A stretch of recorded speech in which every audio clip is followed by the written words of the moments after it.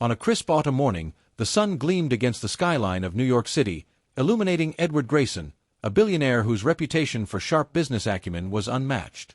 As he settled into the plush leather seats of his sleek black Bentley, there was a sense of gravity to the day, an undeniable weight bearing down on him. He was on his way to a pivotal meeting that could secure a $10 million deal, one that could solidify his company's dominance in a rapidly shifting tech market.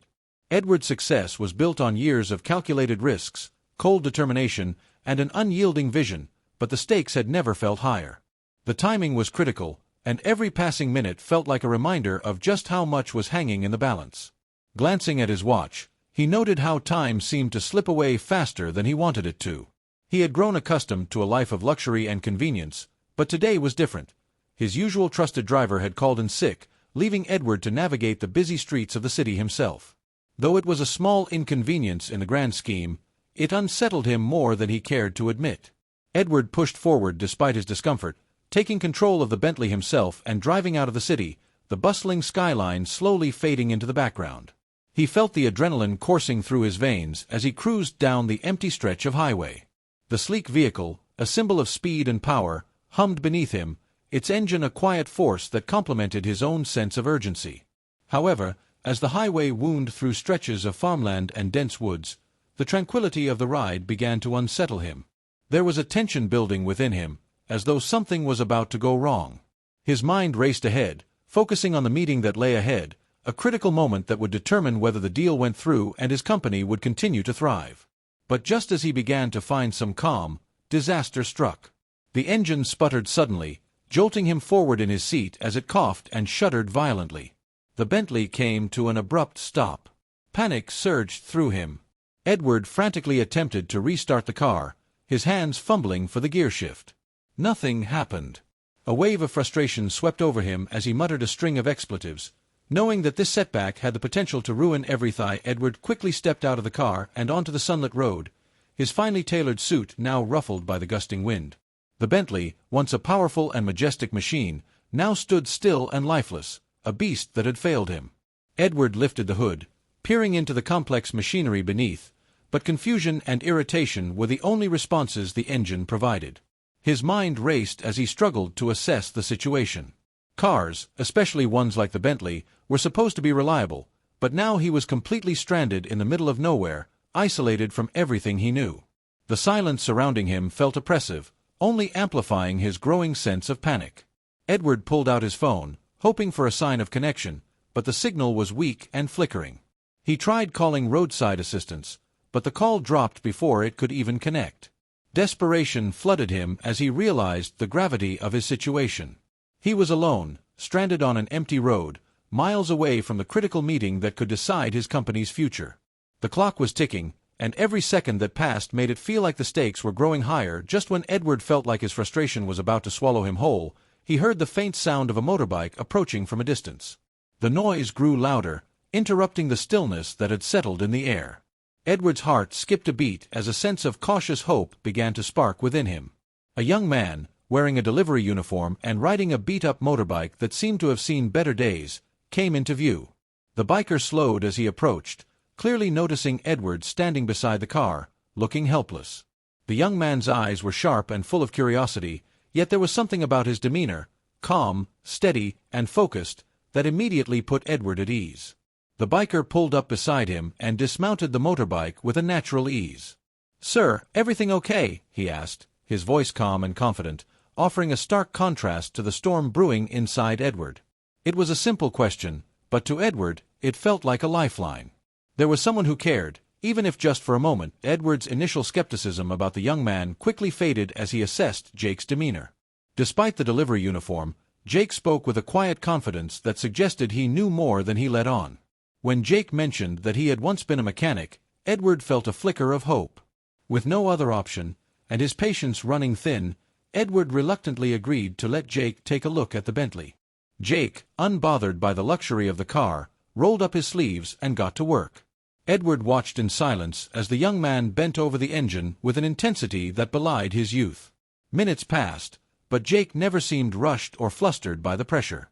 It was as though the world around them, the ticking clock, the ticking deadline, had fallen away as Jake worked with methodical precision. Edward's earlier skepticism melted into awe as he witnessed the ease with which Jake navigated the complexities of the car's engine. Each move was deliberate, each adjustment made with the kind of expertise that came from experience. After a series of critical tweaks, Jake stood back, wiped his hands with a rag, and told Edward to try the engine. With a flick of the key, the Bentley roared back to life, its engine purring smoothly once more. A wave of relief washed over Edward, and for the first time since his car had broken down, he allowed himself a moment of gratitude.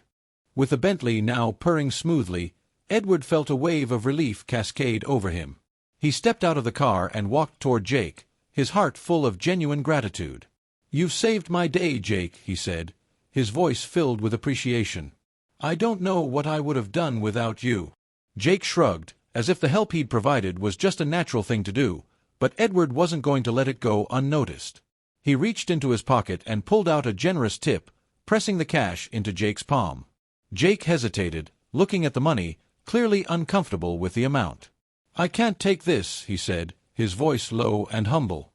"I was just doing what anyone would do." But Edward, insistent on showing his gratitude, pressed the money into Jake's hand once more. He could see the reluctance in Jake's eyes, but he also knew that Jake's actions weren't driven by any expectation of reward.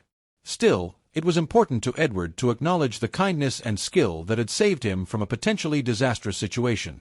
As Jake pocketed the cash, Edward's mind began to shift from just gratitude to curiosity. This young man had something special about him, a sense of character and humility that was rare, even in the high-powered world Edward occupied. As Edward climbed back into the Bentley, ready to continue his journey to the crucial meeting, a thought lingered in his mind.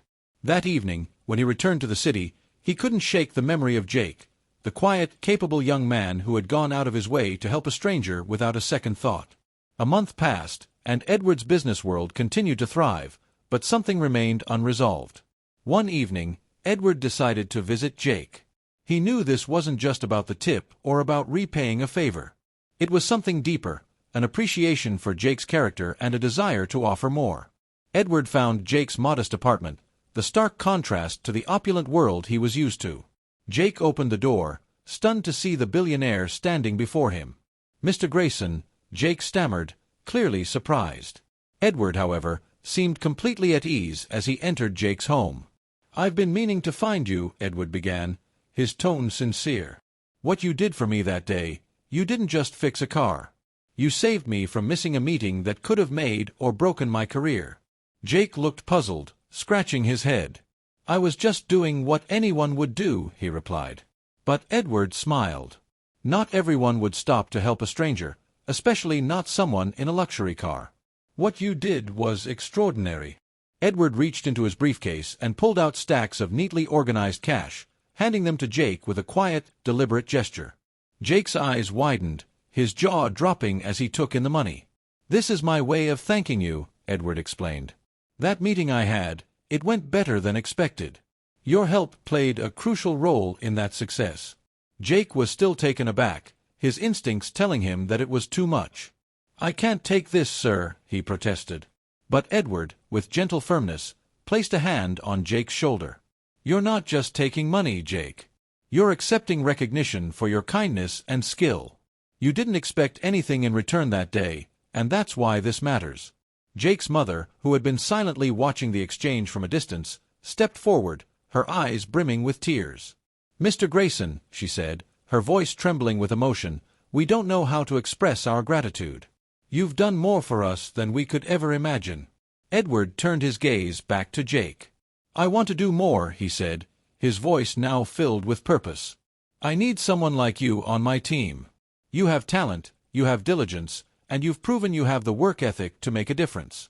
I'm offering you a position at my company, with training and a salary that matches your potential." Jake stood there, stunned, the weight of Edward's offer slowly sinking in. "Are you serious?" he asked, his voice filled with disbelief.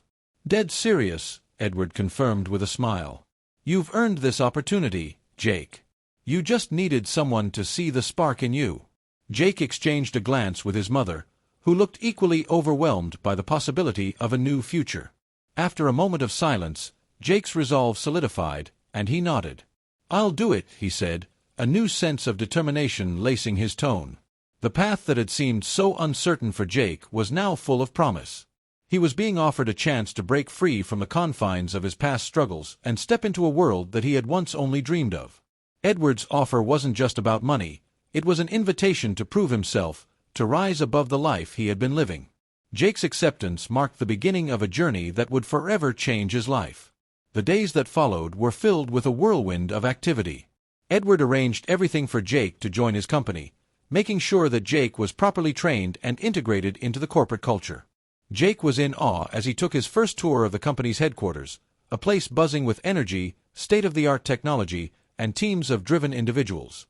Everything seemed so different from the modest apartment he shared with his mother. Despite the initial shock of stepping into this new world, Jake embraced the challenge with open arms. His mechanical background, once a simple skill, now proved invaluable as he brought fresh ideas and perspectives to the table. His colleagues, who had once viewed him as merely a delivery boy, began to respect him for his insights and his hard work. Slowly, Jake adapted to the fast-paced environment of the tech industry, proving that his potential reached far beyond the limited opportunities he had once known. Edward's faith in him continued to grow, and Jake's development in the company was nothing short of impressive. As he worked harder and demonstrated his abilities, Jake's confidence blossomed, and he began to realize that this was just the beginning of something far greater than he had ever imagined.